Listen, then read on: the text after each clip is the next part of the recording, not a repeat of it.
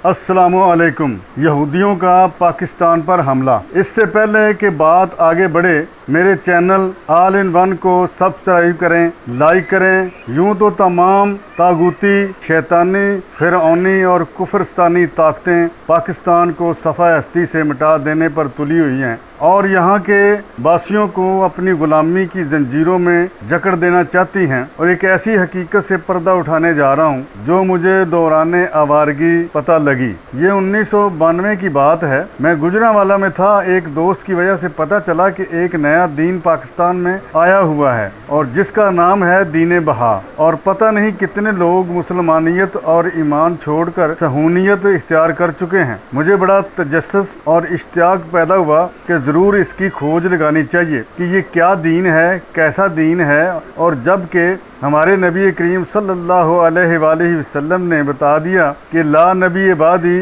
और ला दीन बादी, तो इसके बाद ये दीन कैसा दीन है, वो पाकिस्तान में कैसे फैलता जा रहा है और कोई उसको पूछ क्यों नहीं रहा। क्या हमारे उलमा इकराम और दीनी मदारस चलाने वाले बेखबर हैं और सोए हुए हैं? मैंने चंद लोगों का खोज लगा लिया और उनके साथ मिलकर सियालकोट कैंट में रहायश पजीर दीन बहा के मुअल्लिम के पास गए। मुलाकात उसके घर में हुई। उसने एक कोठी किसी पोश इलाके में किराए पर ले रखी थी। खुद चाय का बड़ा ताजर था। जब हम उसके सामने गए, उसके घर पे मुलाकात हुई तो सवालात और मुनाजरा हुआ और दीन बहा के मुअल्लिम के दरमियान जो मुनाजरा हुआ वो कुछ यूं था। पहले तो उस मुअल्लिम ने दीन बहा का पूरा तारुफ कराया, हजरत बहा के बारे में तफसील से बताया कि वो ईरान में पैदा हुए और क्या उन्होंने किया और वो रसूल कैसे बने। हम लोग कोई आलम तो ना थे मगर अपने दीन के बारे में जानते थे। इस्लामियात बीए तक पढ़ी हुई थी। मैंने उससे पूछा कि हमारे कुरान में तो लिखा है कि ला नबी बादी, तो फिर ये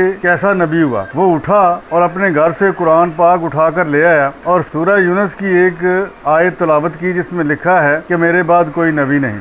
कि जब आपको पता है कि नबी करीम सल्लल्लाहु अलैहि वसल्लम आखिरी नबी हैं, तो फिर ये नया दीन कैसा दीन है? उसने कहा आपको आयत दिखा दी है, इसका मकसद यही था कि इसमें लिखा हुआ है कि ला नबी बादी, कि मेरे बाद कोई नबी नहीं। लेकिन आपको बताना ये चाहता हूँ कि वहाउल्लाह रसूल हैं। कुरान पाक में ये तो लिखा है कि ला नबी बादी, लेकिन रसूल तो आ सकता है। लिहाजा ये बहा अलैहिस्सलाम नाउज़ुबिल्लाह रसूल हैं और ये एक शरीयत लेकर आए हैं। एक बार तो हम सोच में पड़ गए और बुत बनकर बैठ गए क्योंकि हम आलम न थे, आम मुसलमान थे। हमने बहाउल्लाह की शरीयत के बारे में पूछा कि उनकी शरीयत के बारे में जरा बताएं, तो उसने कहा कि आप सवाल करो मैं बताता हूँ। मैंने पूछा कि आपके दीन में नमाजें कितनी हैं? उसने कहा कि हमारे दीन में कोई नमाज नहीं है क्योंकि ये दौर बड़ा अफरा तफरी और मशीनी दौर है। क्योंकि ये दौर अफरा तफरी का है, मशीनी दौर है, मसरूफियत का दौर है। किसी के पास टाइम नहीं होता कि वो 5 वक्त टाइम निकाले,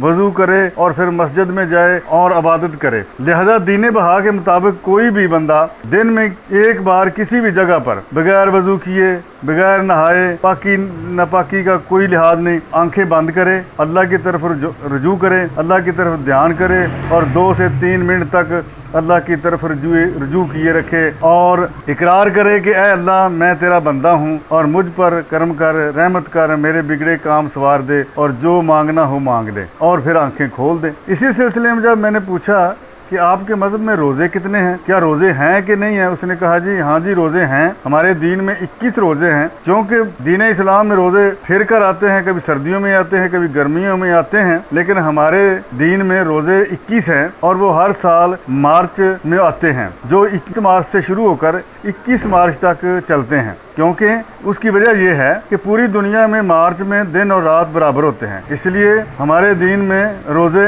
मार्च में रखे गए हैं। मैंने पूछा कि इस्लाम में 4 शादियां जायज़ हैं, आपके मजहब में कितनी शादियां जायज़ हैं? कहने लगा कि सिर्फ एक शादी ही जायज़ है। बहुत से सवालात हुए, उनके जवाबात हुए जिनका जिक्र करना ज़रा मुश्किल है, मगर उसने मुझसे पूछा कि आपका पता क्या है नाम क्या है। अगर आप इसमें इंटरेस्टेड हैं तो आप ज़रूर एक दफ़ा हमारे दीन की क्लासेस अटेंड करें। मैंने पूछा वो क्लासेस पाकिस्तान में भी अटेंड हो सकती हैं? कहने लगा हमारा पाकिस्तान में लाहौर में गंगा राम हॉस्पिटल के पीछे एक भाई टेम्पल भी है, लेकिन पहले ये आपको एक फार्म पुर करना पड़ेगा। मैंने पूछा जो वो जो टेम्पल है, जो आपकी इबादत गाह है गंगा राम हॉस्पिटल के पीछे, उसकी बनावट क्या है? उसने बताया कि इबादत गाह के 9 दरवाजे हैं। मैंने पूछा कि इसका क्या मतलब है कि 9 दरवाजे क्यों हैं, एक दरवाजा क्यों नहीं है? तो बोला कि 9 दरवाजे इसलिए हैं कि पूरी दुनिया में इस वक्त 9 बड़े दीन हैं, हमने अपनी इबादत गाह के 9 दरवाजे रखे हैं ताकि कोई जो किसी भी मजहब से ताल्लुक रखता हो वो हमारे